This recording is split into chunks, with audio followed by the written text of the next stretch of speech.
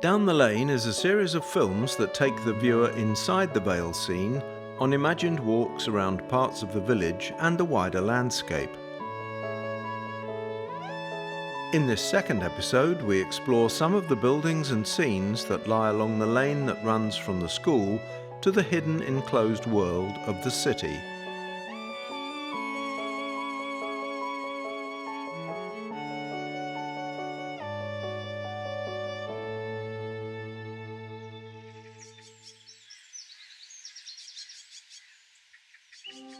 Beneath the shade of a giant lime tree, the lane slopes down past the village school. It's a warm afternoon in August, and the school is quiet. The children are on holiday. The tall lancet windows, designed to admit light whilst impeding any views from within that might distract, illuminate only the rows of desks and empty benches that await the return of the pupils in a few weeks' time. A gentle breeze swirls the dust in the empty playground that separates the old school from the more modern extension that stands at the rear.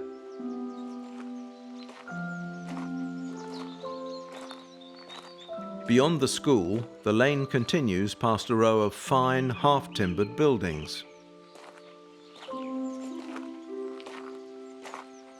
The oak timbers on the old vicarage create intricate patterns of brick and plaster infill, discoloured by age and the effects of weather. The extensive and complex roof, with its covering of mellow tiles, doubtless conceals a warren of dusty attics. Next door, at Godfrey's, a fine pair of bow windows and a chimney of monumental proportions built in brick and stone suggest a building of quality. In contrast, the covered throughway to the rear of the building offers a glimpse of a more workaday yard that lies behind.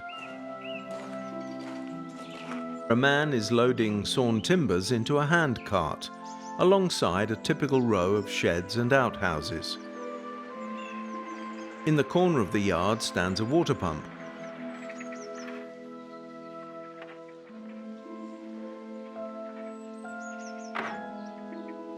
The village doctor has called to see a patient. His blue Austin 7, one of the few cars in the village, catches the sunlight. The engine ticks quietly as it cools. The final house of the three is the most imposing and the most refined. One end is endowed with 4 generous and well-proportioned sash windows, and is almost entirely covered by a Virginia creeper. But the other reveals finely crafted oak windows with leaded glass. The gable is formed with elegant timber framing, and the barge boards are heavily carved with intricate decoration. Doves are busy around the dovecotes fixed to the end wall of the house, undisturbed by the chatter of the 3 children who are playing around a swing in the garden below.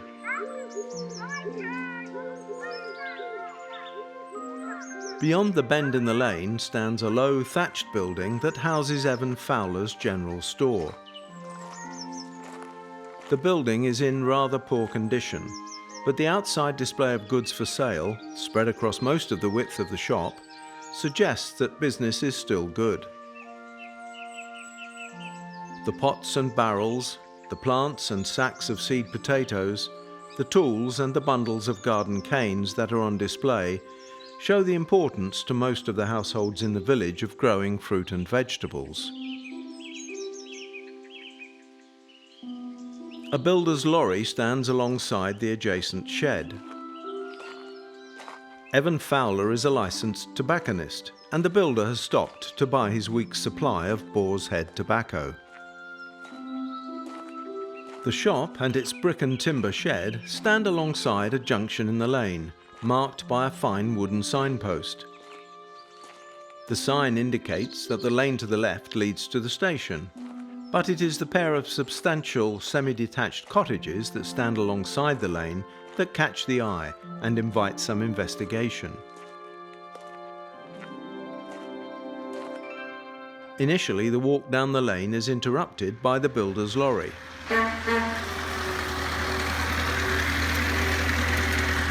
Dust rises from the rough chalk road surface as the lorry disappears from view down the steep hill. The further house of the pair is named Ashbury Cottage, although the two entrances suggest that what was once a single dwelling has now been subdivided. The small dormer windows that nestle beneath the deep thatch probably offer little in the way of natural light to the rooms within, but the chalkstone walls appear to be free of damp, and the rough stone steps that lead to the two front doors are swept clean. Its neighbour, Rose Cottage, is a more substantial property and has clearly benefited from some improvements. The original thatched roof has been largely replaced by tiles, although the rear of the roof is still thatched, and thatch still forms much of the ridge. A curious arrangement, although by no means unique. In one corner, two men are drawing water from a well, perhaps to nourish the fine rhubarb plant that is growing nearby. At the back of the garden, an enormous tin bath hangs from a peg on the wall of one of the outhouses. For most villagers, the luxury of an indoor bathroom with running water is little more than a pipe dream. The reality of a weekly bath in front of the kitchen range on which water drawn from a well has been heated is all too familiar. The pretty garden with its productive vegetable plot is partly hidden behind a fine stone wall with a stylish brick coping. Above the garden there is a glimpse of the roofs of Pound Farm that stands on the lower slopes of Pen Castle. The metallic rhythmic squeak of the wind pump that draws water for the farm from the aquifer in the rock layers below can be heard distantly. Back at the road junction by Fowler's Store, the other route leads towards the Harrow Inn. A little way along this lane, the village road mender has been busy. Winter rains and frosts, and then the dryness of the summer, have left the lane with ruts and potholes that he is now repairing. His day's work is almost over. His shovel scrapes the ground as he works some final stones into the holes, and then starts to gather his tools together, perhaps in anticipation of a well-earned pint of ale in the adjacent inn. The inn is a substantial building, smartly turned out in whitewashed brick and stone with black and white windows, all set beneath a thatched roof. To the rear of the yard alongside the inn, the landlord has paused from the task of arranging empty barrels and crates of bottles as he talks with two of his staff. Two thirsty cyclists have turned up on a splendid tandem bicycle and have gone into the inn for refreshment. A couple of locals are enjoying a drink in the welcome shade of a tree.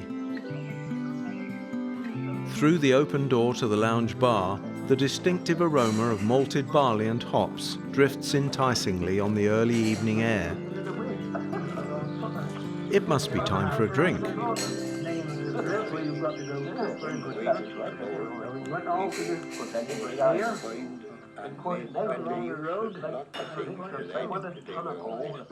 An hour or so later, the evening is drawing in and the light is starting to fade.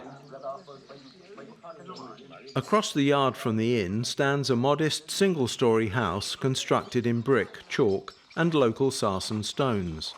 But the name of the property, the Friends Meeting House, tells of a more interesting history. The house was built originally as a meeting place for a local community of the Society of Friends, the Quakers. In Victorian times, most Quakers were part of the temperance movement, but it is quite likely that the man at the gate of the cottage is on his way to the inn. Beyond the Friends Meeting House, and on a path that is almost hidden, lies the steep descent into the enclosed world of the city. This intimate group of small thatched cottages is clustered around one of the many cress beds that lie along the foot of the chalk escarpment. At Finch Hill Cottage, two neighbours converse quietly at the garden gate. The door to Spring Cottage is open, revealing a narrow, steep staircase to the attic bedrooms.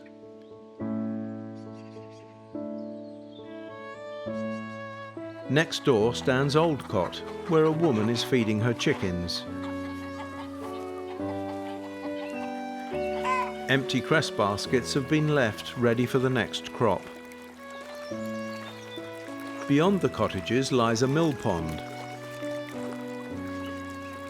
Two swans drift calmly across its still waters, whilst ducks dabble amongst the weeds in the margins. Nearby, a heron surveys the dark waters for the telltale signs of the fish that swim within the pond. Its fixed gaze and its careful and almost imperceptible movement revealing all the hallmarks of a skilled hunter. In the shade of tall trees, the air here is cool. The quiet is disturbed only by the gentle trickle of the clear spring water that feeds the cress beds, and by the songs of blackbirds as they welcome the approach of nightfall.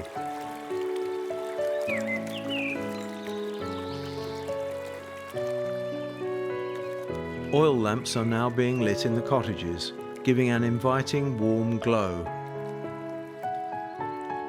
Some of the people are preparing for another early night, as many will be rising at dawn to start work. It is, after all, harvest time. As night falls, the moon appears above the trees, its light reflected by the mill pond.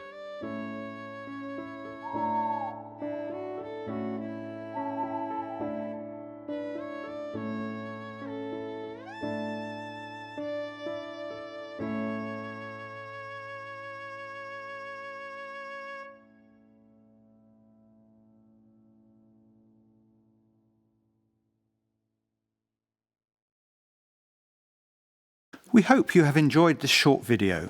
We have a lot more from Pendon to share with you. Click on the link below to access some of our hidden gems, and do subscribe to our YouTube channel, which we update regularly.